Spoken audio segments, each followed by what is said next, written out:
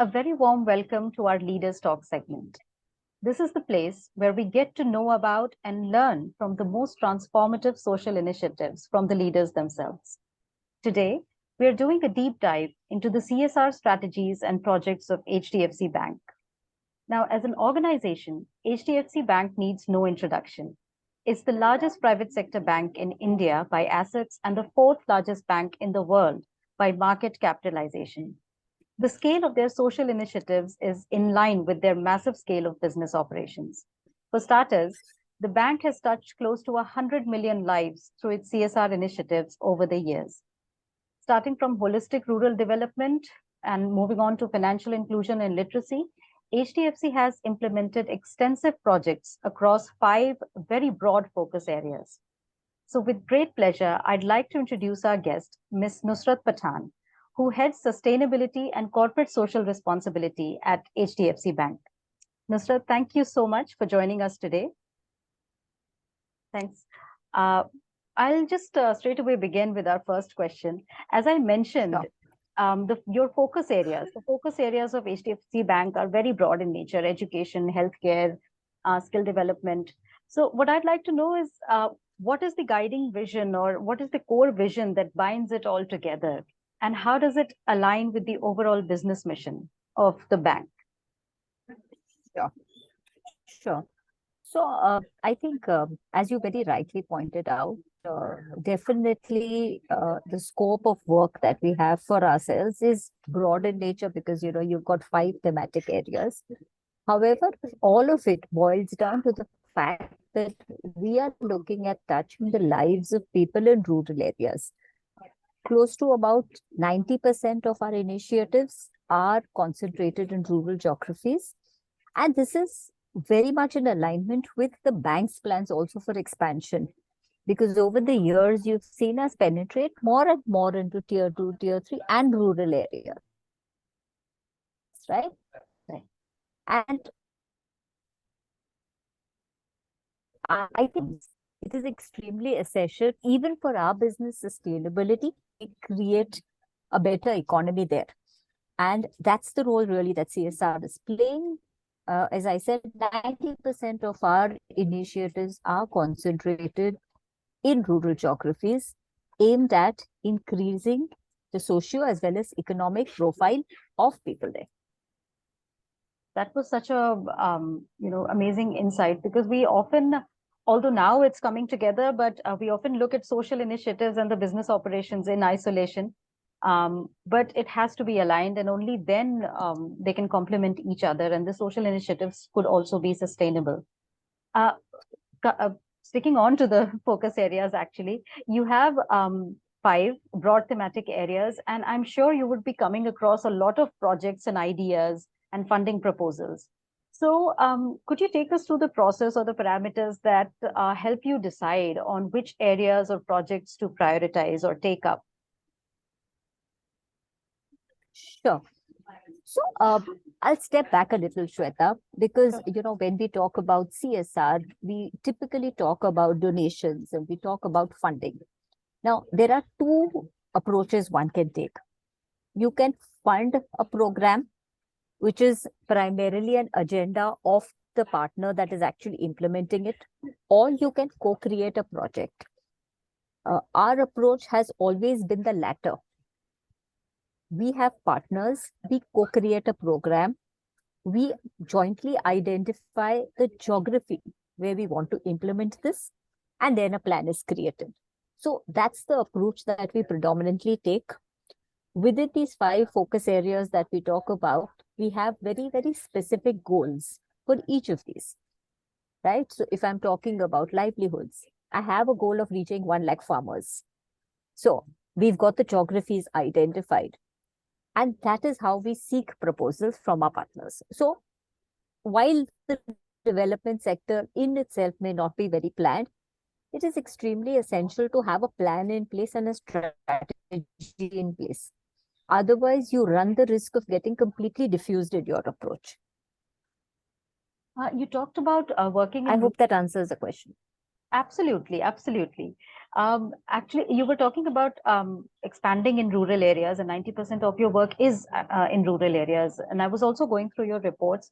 There's some remarkable work in terms of increasing agricultural productivity and farm incomes. So, could you tell us a little more about that? The ongoing work that you have taken, and what's new Sure. there? Yeah, So I'm not going to talk about what's new because the problems are age old, the solutions absolutely. are age old, Yes, right? yes, It's all about the approach and the sustainability of the difference that you're making in those communities. With regards to farm incomes, I think we have a larger goal around livelihoods, right? In right. fact, all our initiatives, whether it is education, whether it is training, whether it is NRM, all of these typically tie back to livelihoods because that's the core and that's the heart of any program that we look at. Livelihoods could be on farm and they could be off farm. We've been working across states in increasing the income of farm. But when you're working on this particular topic, there is no one solution for all geographies. Mhm. I can't work in Maharashtra saying that I'm going to increase the farm income of people by something as simple as distribution of seeds, maybe a little bit of training. I have to work on soil and water management, right? Because it's very intrinsic. So each Absolutely. of these programs are developed in a particular way where I'm providing what is required locally. So all my programs in Maharashtra will have a very, very strong element of watershed, making water available to the farmers, then teaching them how to utilize that wisely and look at creating some sort of livelihood opportunities and training them on climate resilient cropping patterns, etc. On the other hand, there are some states where millet promotion is Yes. promoted, right? That's something that we are also looking at in our project. So how is it that you move them to alternate farming? So, instead of the regular wheat, Wheat. rice that they Yes. do, can we look at millets? Is there a market of millets? And create a sustainable market linkage for them as well. So I think if you were to look at it, what is it that we are doing? I think millet promotion is something that we are doing in a big way in geographies that are ready to take that and have a market for that. Yeah, and I think it's And also and in we've seen alignment that with that the. little Yeah, sorry, please carry sorry, on. yes, no, so as I said, that's also in alignment with what the government trust is. Absolutely. So Yes. in each area, it's extremely important to work along with what the overall ecosystem demands. It's only then can one actually look at creating sustainable change. Yes. Uh, when it comes, I mean, you're talking about climate resilient agriculture or millet promotion. So it requires a lot of R&D also. So do you collaborate with the local, say, institutions or research organizations to help with your work? So most of that is done by our partners. You identify a partner that is already working in the geography because they understand best the context. Right. Within the project itself, we do associate with the local KVKs, etc., to understand and get the agricultural colleges or whatever to get their people involved in the project. But that's about it, but not looking at research, which is project specific. Of course, there is an RRA, there is a baseline that is done. That is done, and that's intrinsic of planning. Right.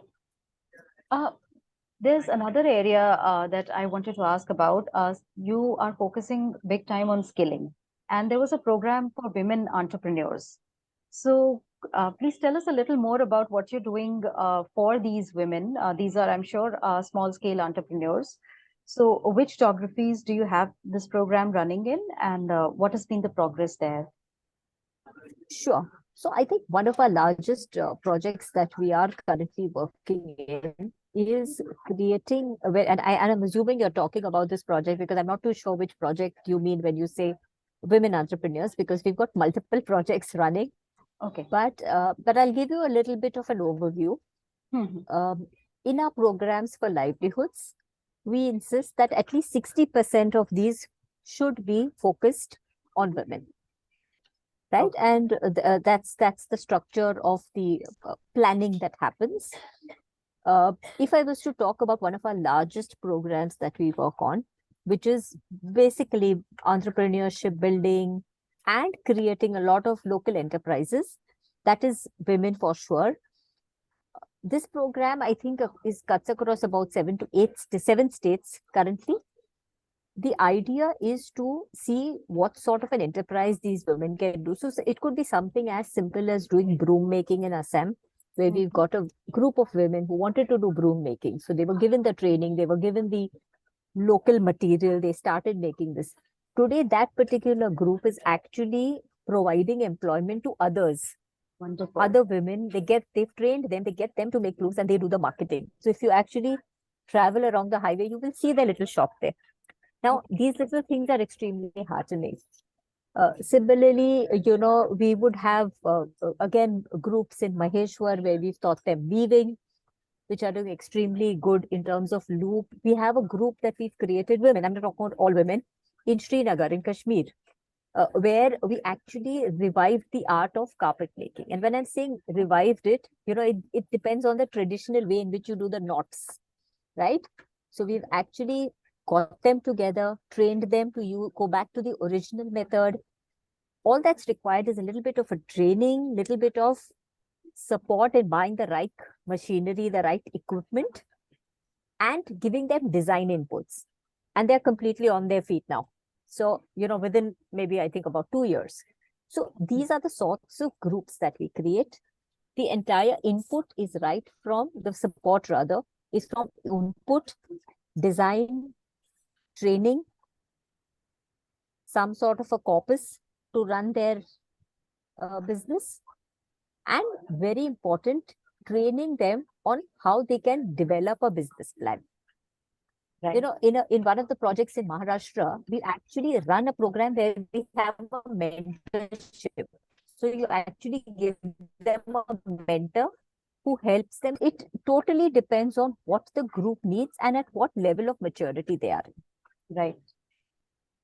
See, when it comes to doing these kinds of projects, there are so many elements, and you must be coming across a lot of, say, small bottlenecks or challenges at every step. So, of course, it's difficult to discuss all those challenges, but what are when it comes to skilling and livelihood generation, because that is something that we all are talking about today, the government is talking about. So, since you've been doing it for such a long time, what are the crystallized learnings that you would like to share for maybe other people who are trying to work in the area of skilling?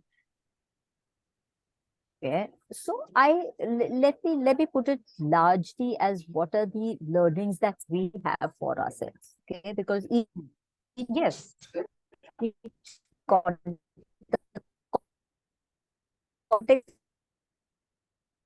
is very different for everyone. One of the main challenges is in the placement, and this is no rocket science. We all know that. yes, We have found that the salaries that you start with, that will decide whether the placement is right or wrong, and whether the child will slip back.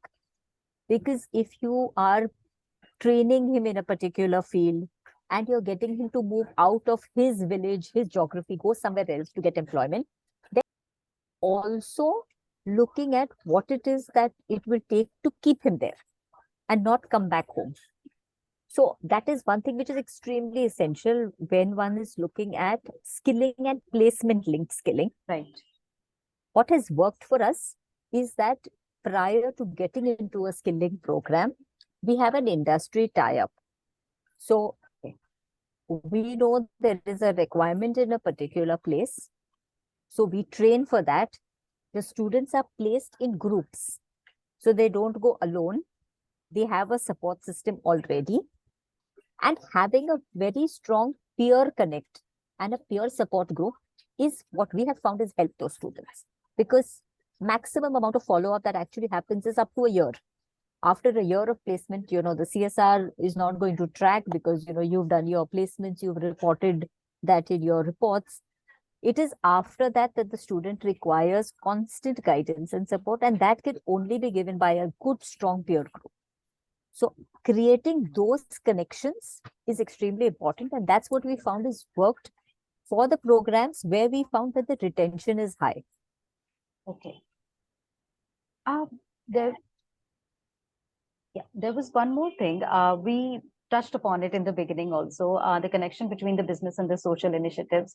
So since banking is a very customer-centric business, so how do your strengths as such a large bank help you with your social initiatives, and also tell us vice versa? I'm sure that it's not possible to see the direct impact, but has the impact of your social initiatives been felt on your actual business in any way? So being a bank, as you rightly said, I don't have a particular catchment area, or there's no particular closed geography that I can work with, right?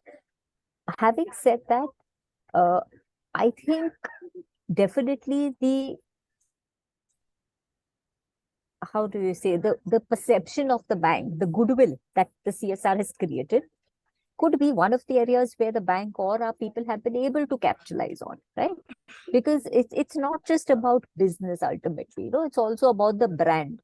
Right. So you've established that as a brand which has the right inroads into the rural communities, into the communities that you're working through CSR. So I think that goodwill, whether it's the government, whether it's the bureaucrats, or it is the community at large and your customers included, is something that is definitely CSR is helped contribute to building that brand. Let's say that. Let's put it that way. What is it that actually we feel has helped? Our operation itself is very different, right? Our CSR is executed through the bank. I don't think there is any large CSR that is currently there is no large CSR that is currently operating out of its own corporate entity. Right. Most of these are working out of their trusts, out of their foundations, etc. I think this has worked for us because this board of the bank's board is an extremely cerebral, extremely bright, intelligent board. They bring with them years of experience. One of their key strengths is also governance. And I think that has helped us govern this entire portfolio very well. We are obviously governed by MCA and the rules that the government has. We are also governed by the processes, the audit, the compliance, the governance, all the requirements that as a bank we impose on just about any other business. So I think that has helped us. That has helped us plan, that has helped us monitor, and that has helped us in having adequate amount of information to give to the board with regards to impact. Because the moment you have a very large kitty, you have 200 plus NGO partners, right, that you're working with, you run a high risk of lack of information, and you had run a high risk of not being able to collate all this information to present it in a form that shows what is your impact. I'm not saying we've arrived, but I think we are definitely well placed to be able to depict impact at scale. Nusrat, you personally have a very extensive experience in the social and development sector. So in and also of course through HDFC Bank as well. So in your personal opinion, when we talk about broad areas like education and health and women empowerment, I mean, these are such multifaceted areas.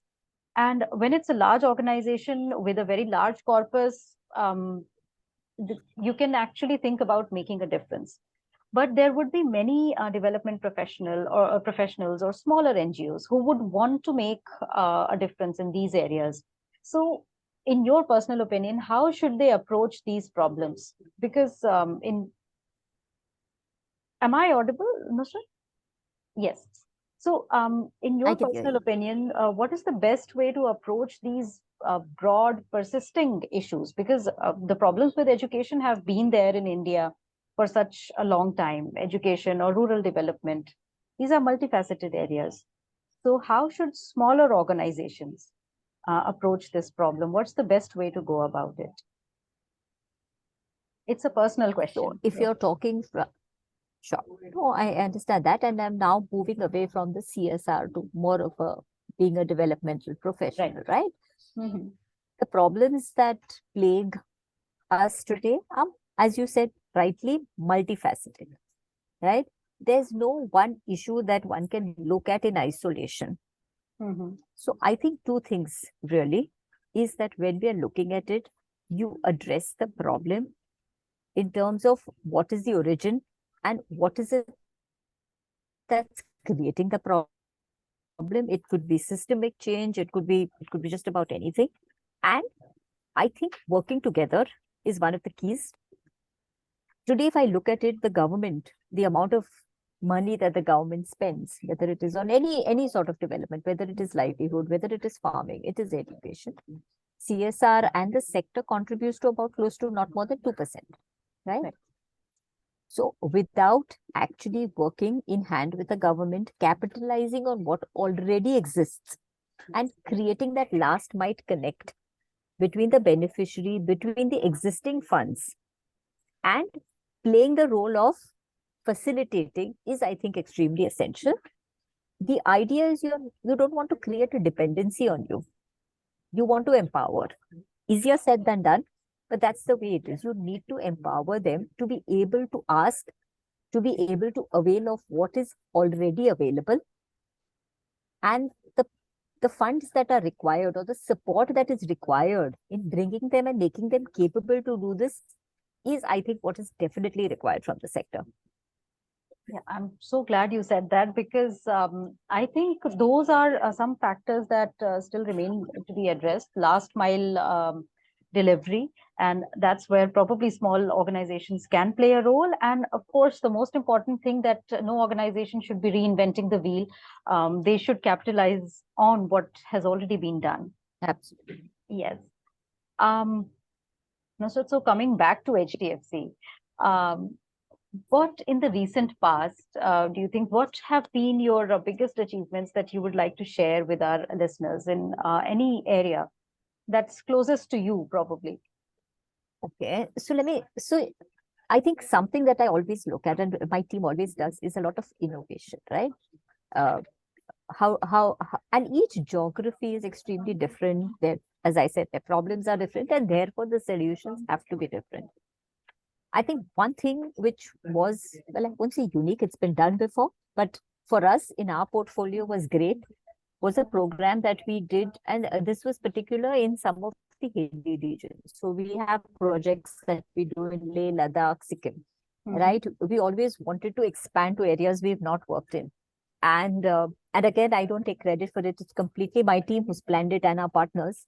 But I think two things that have worked for us in these regions where we've actually worked on setting up rural tourism. We've worked, and this is exactly what you said when you're talking about livelihoods and you're talking about enterprise. What do you do there? So we've actually helped set up homestays, helped running those homestays with these people, and we've created about 12 homestays there. So that's working wonderfully. What we've also done, because we have, as you know, our flagship is the Holistic Rural Development Program, right? Where we largely work on soil, water, agriculture. Now, in these areas, we worked on actually creating these artificial ice glaciers to provide for water. So where in these areas, water, there was rundown of water because you can't hold water. We've actually created very simple, not too expensive, gabion structures, etc., to create these glaciers. And these glaciers actually provide water to these villages now, again for consumption, but at least 4 months after, the availability. So it's extremely important because it's very essential. It's a simple thing. It has been done, of course, and they've replicated it. But seeing those structures and, I think that moment of pride that you have in what you're actually instrumental in creating. I think this is something that was very close to my heart. Of course, there are multiple incidental projects. Each is unique in its own way. This probably stayed to me because the story came up very recently. But that's something that was extremely gratifying. And what are you looking forward to in the near future? the project that you're taking up or scaling up?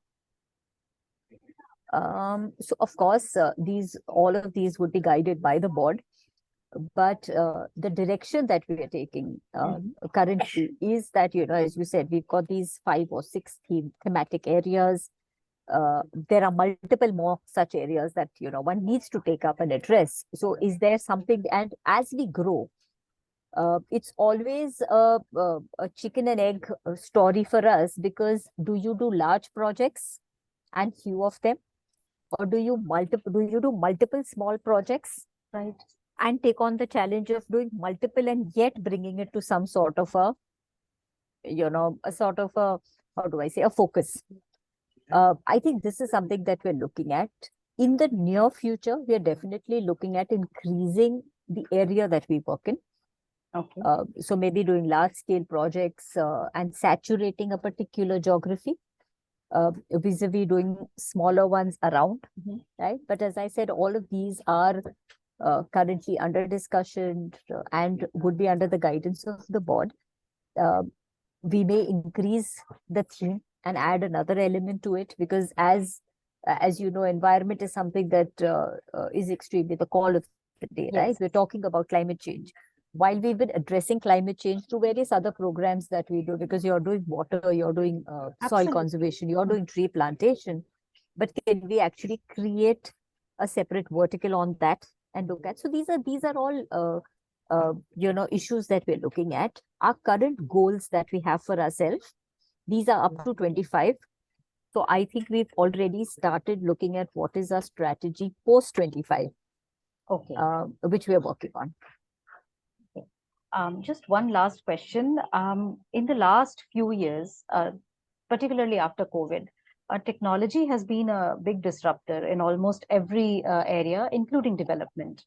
So how have you felt the impact or embraced technology, particularly in the last 2 years for your projects? So I think we have looked at technology both internally, of course, that's something that we've been doing, from our partners, in terms of last mile delivery or the interaction or their exposure with their beneficiaries. A lot of it has moved digital. So as we all know, during COVID, whether it was skilling or whether it was education, a lot of the actual delivery happened through a hybrid sort of a mode, and which was there. But if I was to say, what is it in CSR that we've used that has worked for us in the digital space? Of course, our entire reporting, our entire impact is something that we look at through digital platforms. So a partner that is in Jharkhand goes to a village, looks at a particular activity, takes a picture, uploads it onto a platform. It comes here, my manager approves it. It moves to the next level and it gets captured in our impact MIS system. So that's the flow of information that we have, which is completely digital. Geotagging is something that has been done even pre-COVID, and that continues. But I have seen a change in the use of technology with our partners. So there are multiple apps that one looks at, right? Whether it is monitoring the water levels in the wells and getting real-time data, to actually being able to monitor, what is the difference that you've made to a particular geography by looking at various images, satellite images that come into us. So I think this form of technology to monitor is something that I have seen more and more coming both from our partners also. And that has really helped us to actually create visibility for the work that we're doing. I think actually one more aspect that we have heard about is the beneficiaries also have access to technology now, and that has the beneficiaries, like in people in rural areas and all, compared to say 2 years or 3 years ago, they have more access to technologies, and it's easier to scale initiatives. I don't know if that is the case with HDFC's initiatives. So I think definitely, look at the fact that partners are able to give us information from field would not happen without the last mile connect. Absolutely. Right? With someone. So definitely that is like, for example, if I have a weather station in a particular area, which gives real-time information about the weather, about the climate, what needs to be sown, when it needs to be sown, etc. That dissemination is not possible if the farmer doesn't have a phone or a digital device. So that connect, I think it's not just CSR and our programs, but I think, and It's it's not across just domain. COVID, Yeah. of course, but it's a cross domain that people Hmm. have, access to technology, and that has, of course, helped them. So that is a change that we've definitely seen, and that's actually fed into and strengthened our hands. So that would be my set of questions. Would you like to add anything? Would you like to give any message to our listeners or NGOs who would be listening in the end? Or Sure. So I think, the one message, Shweta, is that increasingly CSR, given the scale or the amounts that are involved, while we do recognize that a lot of good work is being done on the ground by a lot of our partners, and for every NGO, I think the basic crux is the intent is to do wonderful work and to do impactful, meaningful work. I think there has to be more and more concentration on definitely governance and the ability to show impact. Developmental sector person, there I feel it is extremely important for us to be showing impact, to be able to fend any questions to our work. And this is increasingly already become a demand of most corporates, and this is going to increase.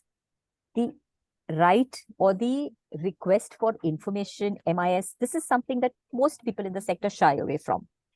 But this is increasingly going to be the deciding factor of what works, which are the NGOs that actually will be able to uh, attract more and more CSR investments, and therefore be able to impact more and more people. So I think a concentration on that is extremely essential. And that's something that one should build on. and that's a very relevant point that you just said, because it's not just about showing impact. It's also about, once you start showing, I think the measurement also gets more precise, more accurate. And if nothing, it also inspires people to do more, to do better Sure. work, to do more work. So yeah, that was a very key insight that you gave. So thank you, Nusrat.